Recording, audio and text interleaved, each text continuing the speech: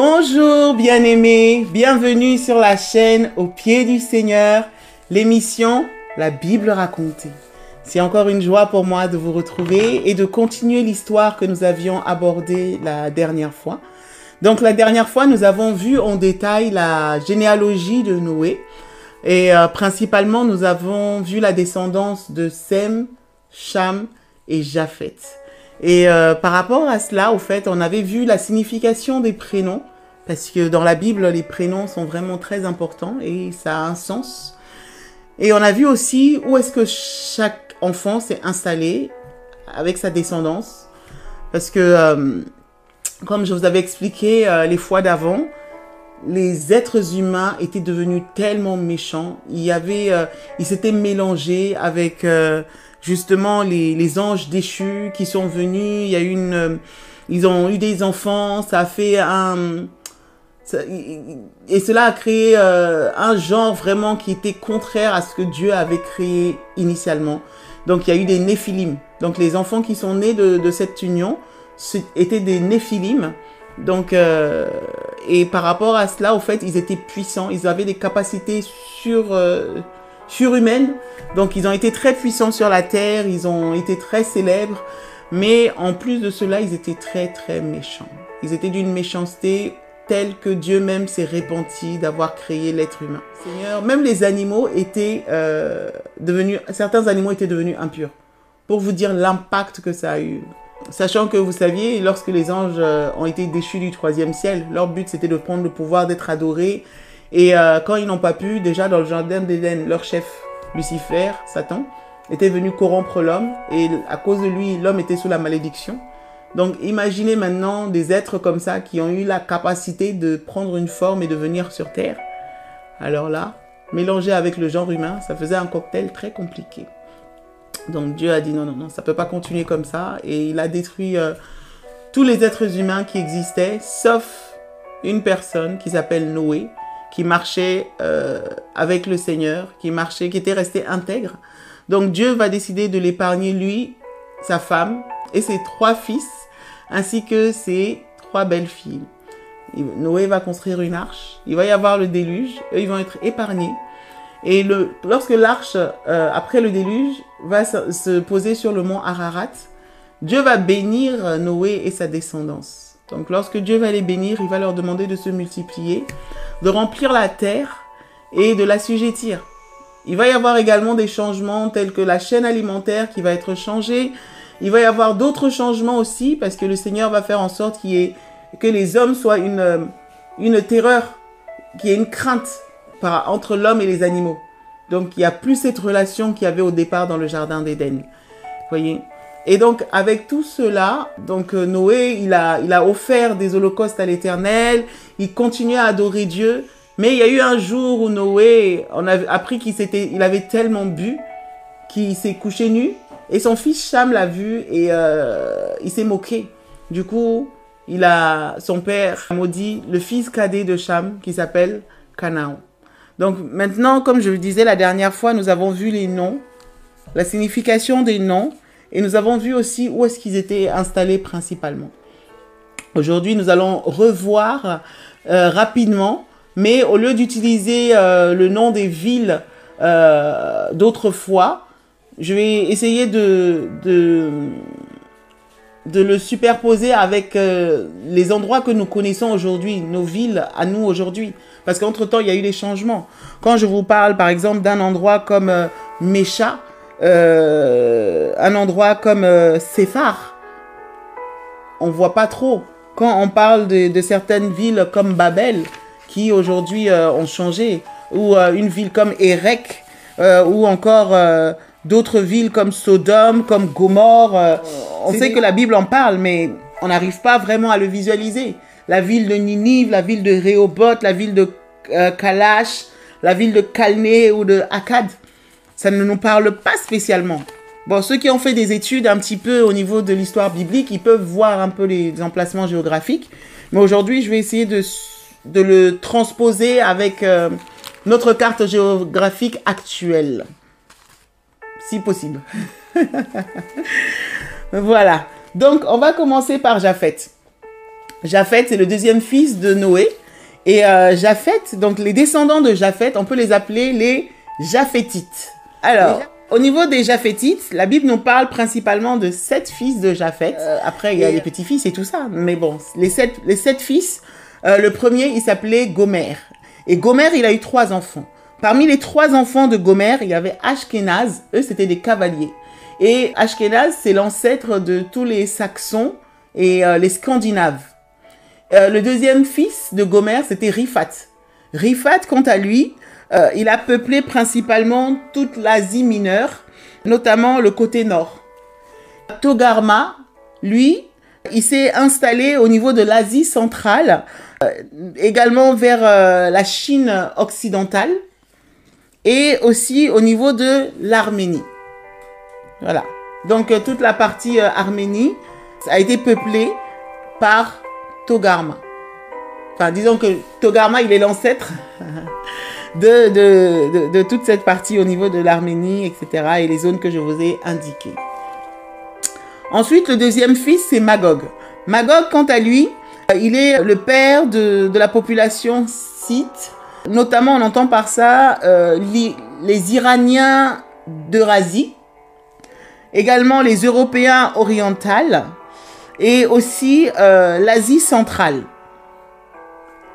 Il y a également une partie de l'Ukraine, une partie de la Russie et également le Kazakhstan. Puis maintenant on passe au troisième fils qui est Madaï. Madaï, lui, c'est le père des Mèdes et des Perses. Donc on en avait parlé et on entend par là l'Iran. Et l'Iran, en fait, c'était une grande nation. À l'époque, par exemple, l'Iran, la partie à côté de l'Asie de l'Ouest, c'était les Perses. Et la partie Iran, où il y avait le nord-est, et également la partie orientale de la Mésopotamie, là, c'était les Mèdes. Voilà. Donc, ensuite, Javan.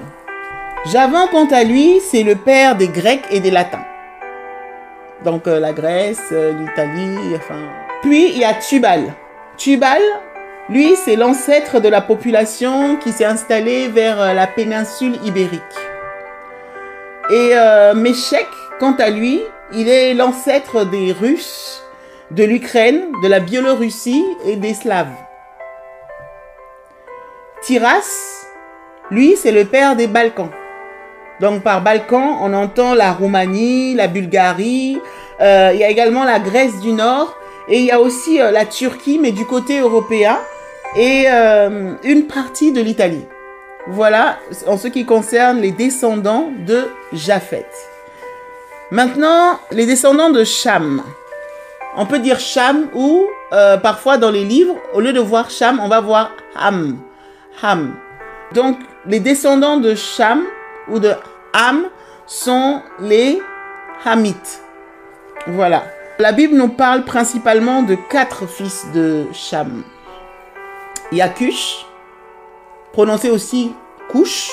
Et le sens de Couche veut dire brûlé par le soleil. Donc du coup, lui, il était noir. Et ses descendants sont noirs, principalement. Alors, il s'est installé plus du côté de la corne de l'Afrique. Cela part depuis le Soudan jusqu'au sud-est de l'Égypte. Et il y a également l'Éthiopie, toute la zone où il y a l'Éthiopie. Donc là, c'est les descendants de Couche. Voilà. Il y a également une ville qui est célèbre, qui est la ville qui a été fondée par Saba. Hein, donc la ville porte son nom. Et à un moment, on verra qu'il y a même une reine qui est sortie de là pour aller voir Salomon, la reine de Saba. Au niveau des enfants de Cham, il y a Mithraïm. Mithraïm, lui, c'est le père de l'Égypte antique. Voilà. Et ensuite, il y a Put, ou on peut dire Put. Lui, il est le père de la Libye. Vous voyez, toute la zone Libye. Ensuite, le dernier fils, c'est Canaan. Canaan qui a hérité de la malédiction, malheureusement, à cause de son père, Cham, qui a vu le grand-papa nu. Voilà, donc Noé. Noé était tellement énervé qu'il a maudit le fils cadet de Cham en disant que Canaan soit l'esclave de tous ses frères et de la postérité aussi de Sem et de Japheth. Voilà. Et donc, du coup, Canaan, il s'est installé principalement vers le Proche-Orient. Depuis la rive orientale de la Méditerranée, il y a la Palestine, il y a l'ouest de la Jordanie et il y a le Liban. Il y a une partie du Liban. Voilà. Et on trouve aussi Israël. Et vous verrez pourquoi Israël. Parce qu'à la base, Israël n'était pas là-bas, mais comme il y avait une promesse que Dieu leur avait faite, ils sont venus prendre possession de Canaan, d'une terre, de la terre de Canaan, une partie. Voilà. Donc ça, c'est ce qui concerne la descendance de Canaan. Et Sidon, par exemple, il y a la ville de Sidon, les Sidoniens, qui était une grande ville, qui était connue et qui correspond au Liban. Lorsqu'on parle, par exemple, de la grande ville de la Phénicie, il y avait le Liban qui en faisait partie. Voilà. Les Amoréens, là, c'est plus les Syriens. Hein? Donc, l'ancienne Syrie. Heth, lui, c'est tout ce qui concerne l'Anatolie. Maintenant, on va passer à la descendance de Sem. Voilà. La descendance de Sem. Donc, ceux qui descendent de Sem, on les appelle les Sémites. Voilà pourquoi je vous ai dit que les personnes qui sont contre la descendance de Sem, on les appelle les antisémites. Voyez? Donc, souvent, on ne fait pas trop le rapprochement, mais c'est parce qu'ils descendent de Sem. Voilà. Donc, les Sémites. Maintenant, Sem, il a eu plusieurs enfants. Et parmi les fils que Sem a eu, il y a Élam. Et Élam, lui, il s'est plus installé vers le sud de l'Iran. Et principalement dans la vallée de l'Indus. L'Indus, au fait, c'est un fleuve d'Asie. Et ce fleuve-là, il passe depuis l'Inde jusqu'en Chine. Et il y a une partie qui va jusqu'au Pakistan. Voilà, donc toute cette zone, au fait, il s'est installé là-bas. Élam s'est installé dans ce secteur-là. Il y a Assur. Assur, lui, il s'est installé du côté nord de la Mésopotamie. Donc, quand on parle des Assyriens, eux, ils s'étaient installés principalement là-bas. Comme je vous ai dit, ils ont fondé plusieurs villes, énormément de villes. Également, Arpachad. Donc, Arpachad, lui, c'était la Chaldée. Voilà, donc certains prononcent la Chaldée, d'autres la Chaldée. Et il était aussi du côté sud de la Mésopotamie. Donc, en passant par le fleuve Euphrate jusqu'au fleuve qu'on appelle le Tigre. Donc, de l'Euphrate jusqu'au Tigre. Ils étaient installés tout au long. Ensuite, il y a Lud, donc, ou Loud. Lui, il est le père des Lydiens. Il y a les Louvites aussi. Puis, il y a Aram. Aram, lui, il s'est installé du côté du Proche-Orient. Donc, par Proche-Orient, il y a la Syrie, il y a tout le nord de la Mésopotamie. Et il a un fils, il en a eu 3, mais il y a un fils, par exemple, son fils qui s'appelle Guéter. Guéter, lui, il s'est installé principalement au nord-ouest du Pakistan. Il s'est installé aussi au niveau de l'Ouzbékistan, de l'Afghanistan et du Tadjikistan. Tadjikistan. La prononciation, c'est pas mon fort. Hein, donc, voilà. Ensuite, il y a parmi les descendants, juste une petite parenthèse, parmi les descendants de Arpachad, on sait que Arpachad, il a eu Shélach. Shélach, il a eu Héber. Et Héber, il a eu 2 fils principalement, dont un qui s'appelait Péleg et l'autre qui s'appelait Joktam. Donc, Joktam, on dit qu'il est le père des Sabéens et aussi des Yéménites, les Arabes du Sud. Voilà. Donc, eux, ils viennent de Joktam. Là, on avait parlé de la descendance de Péleg. Donc, Péleg qui vient de Sem aussi. Donc, Arpachad, Shélach, Héber. Il a eu Péleg, ensuite Joktam. Voilà. Donc, Péleg, quant à lui, il va y avoir des enfants. Et donc, on avait décortiqué un petit peu Réu, Sérug, Nachor. Et Nachor, c'est le grand-père de Abraham. Donc, parce que Nachor va avoir Térak. Térak, quant à lui, il va avoir 3 fils. Donc, il va avoir Abram. Et certains disent Abram. Il va avoir Nachor. Et il va avoir aussi Aram.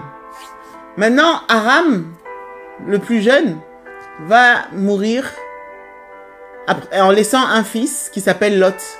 Et il va mourir en présence de son père. Son père était vivant et lui, il est décédé. Maintenant, on ne sait pas pourquoi. Il vivait à Ur, en Chaldée.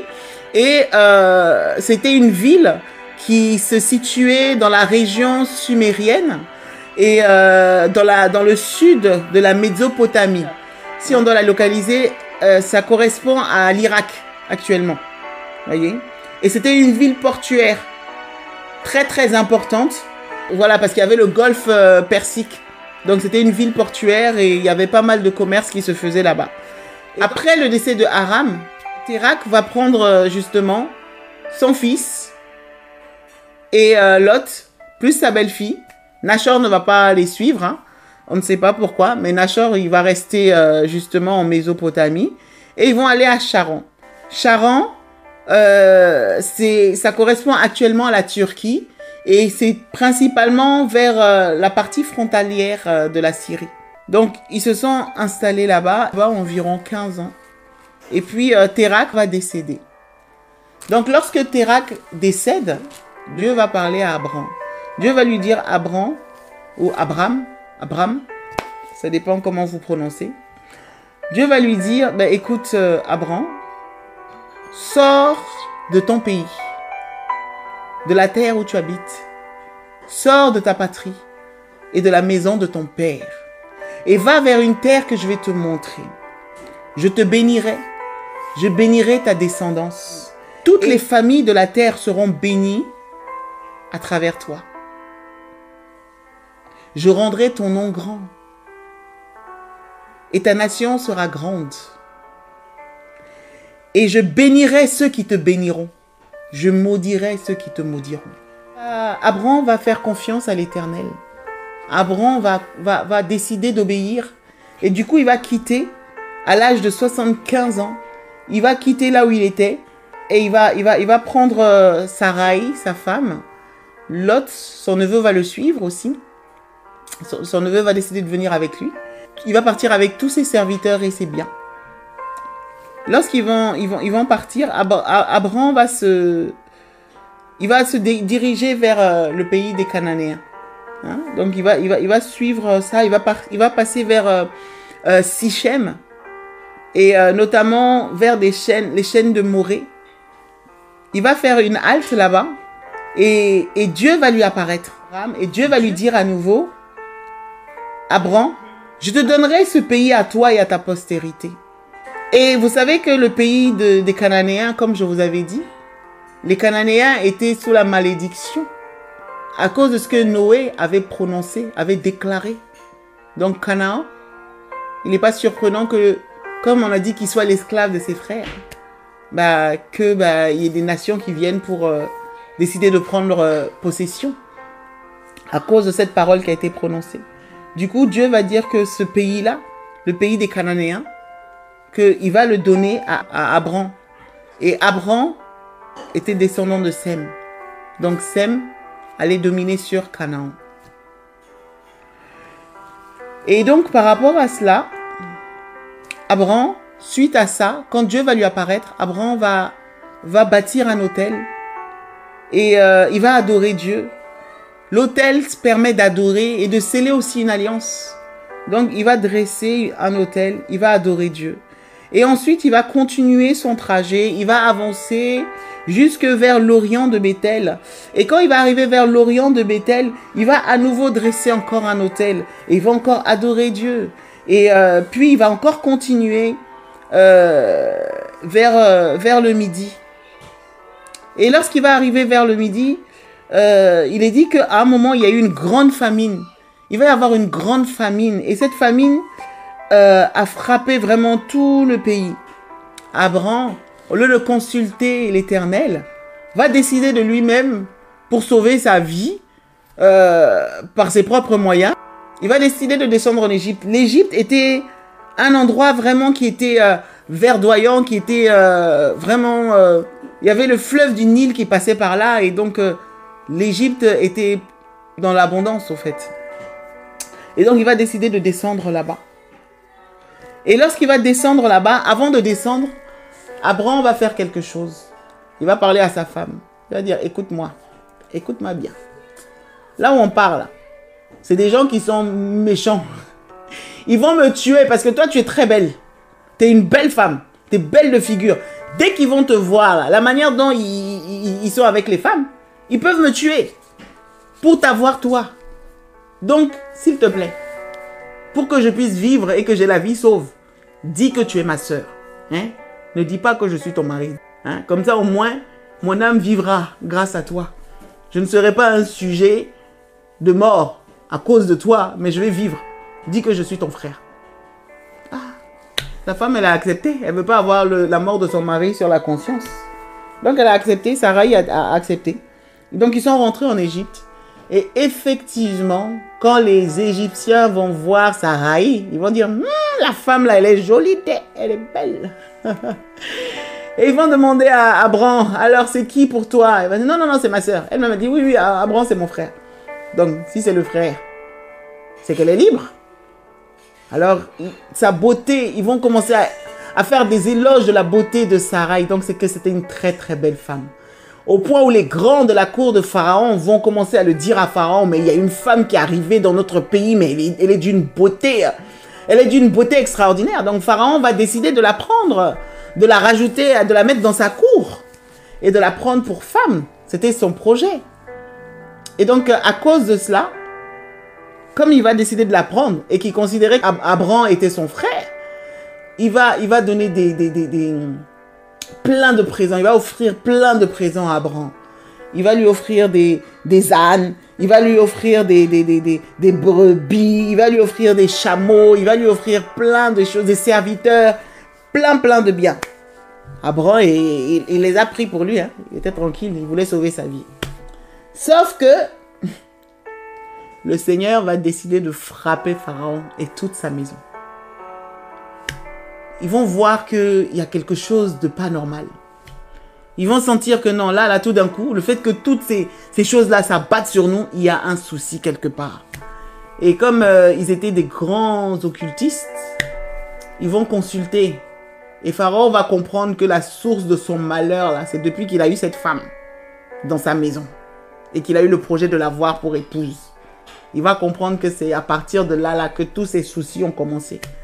Et donc, dans ses consultations, il va comprendre aussi que la femme là, c'est l'épouse d'Abraham.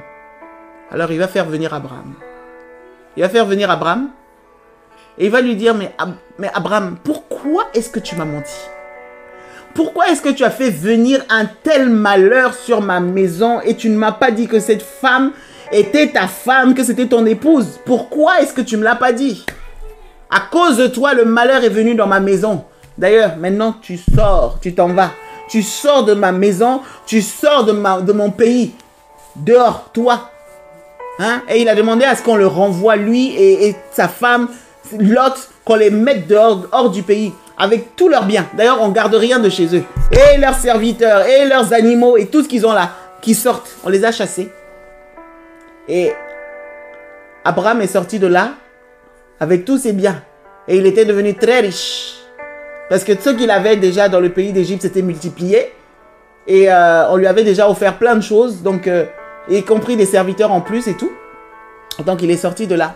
Et par rapport à ça, il avait même une servante qu'on appelle Agar. Qu'il avait eue en Égypte, qu'on lui avait donnée en Égypte. Donc, il est sorti avec Agar, avec Lot, avec tous les biens, avec Sarai. Et donc, il a récupéré sa femme, hein, tranquille pour lui. Et maintenant, ils sont retournés à Bethel. Là où il avait déjà dressé un autel pour l'Éternel. Il a à nouveau dressé un autel. Voilà. Après avoir essayé de sauver sa vie par lui-même. Hein? Donc, il a été chassé. Il était parti en Égypte. Il a été chassé. Donc, lorsqu'il a été chassé maintenant, il va revenir dresser un autel. Adorer le Seigneur et demander au Seigneur vraiment de le conduire. Parce que Dieu avait dit, je te conduirai vers une terre que je te montrerai.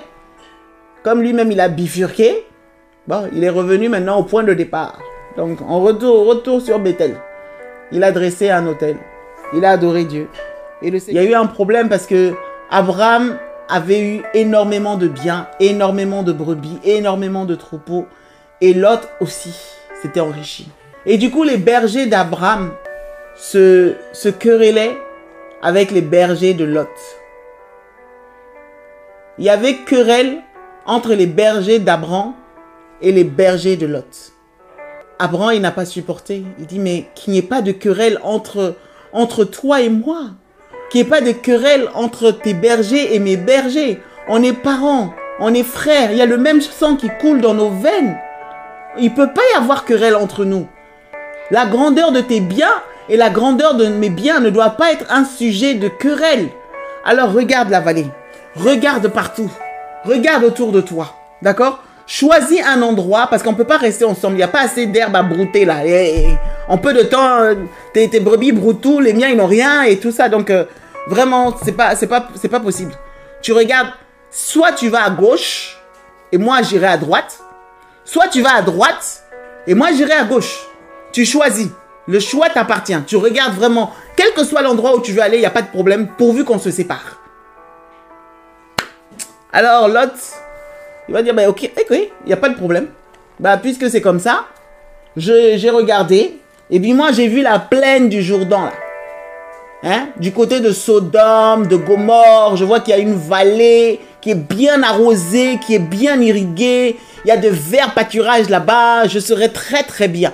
Moi, je choisis cet endroit-là. Parce que vraiment, j'ai vu que là-bas, c'est un endroit bien vert, quoi. Donc, je pourrais bien prospérer là-bas. C'est là-bas que je choisis. Abraham a dit, il n'y a pas de souci. Il n'y a vraiment pas de souci. Tu peux aller là-bas. Tu t'installes là-bas. Du coup, moi, j'irai du côté de Canaan. Et donc, Abraham est parti du côté de Canaan. Et Lot est parti vers la plaine du Jourdain. Et il a dressé ses tentes jusque vers Sodome. Et la Bible dit que les habitants de Sodome étaient méchants. C'était des grands pécheurs devant l'Éternel. Des grands pécheurs. C'est ce que disent les Écritures. Et bien, il s'est installé là-bas. Voilà. Il avait de quoi brouter. La plaine était verte. Et Dieu, maintenant, quand Abraham s'est séparé de Lot, le mot Lot veut dire voile. Quand Abraham s'est séparé de Lot, Dieu va parler à Abraham. Dieu va lui reparler. Dieu va lui dire, Abraham, je bénirai ta descendance. Je bénirai ta postérité. Regarde la poussière. Si quelqu'un peut compter la poussière, on pourra compter ta postérité. Mais si on ne peut pas compter la poussière, on ne pourra pas compter ta postérité. Je te multiplierai. Je rendrai ton nom grand. Abraham dressa à nouveau un autel. Il adora l'Éternel. Il a eu confiance en l'Éternel. Et voilà comment les chemins de Abraham et de Lot se sont séparés. Je vais m'arrêter là pour aujourd'hui. La prochaine fois, je vous raconterai un petit peu ce qui s'est passé. Comment Lot s'est retrouvé à Sodome. Comment même il a été emmené en captivité, il s'est fait prisonnier. Et comment son oncle, Abraham, a pu le secourir. Et après, je vous raconterai aussi les péripéties. Comment est-ce que Abraham a galéré par rapport aux enfants. Dieu lui a fait une promesse, mais il ne voyait pas la promesse arriver. Il attendait, il ne voyait pas. Et à un moment, sa femme a trouvé système D. Et ce système D-là a eu un impact dans l'histoire. Je vous raconterai ce qu'il en est. On s'arrête là pour aujourd'hui. Soyez bénis. Bonne journée et à bientôt. N'hésitez pas à liker, à partager la chaîne et à vous abonner. Soyez bénis.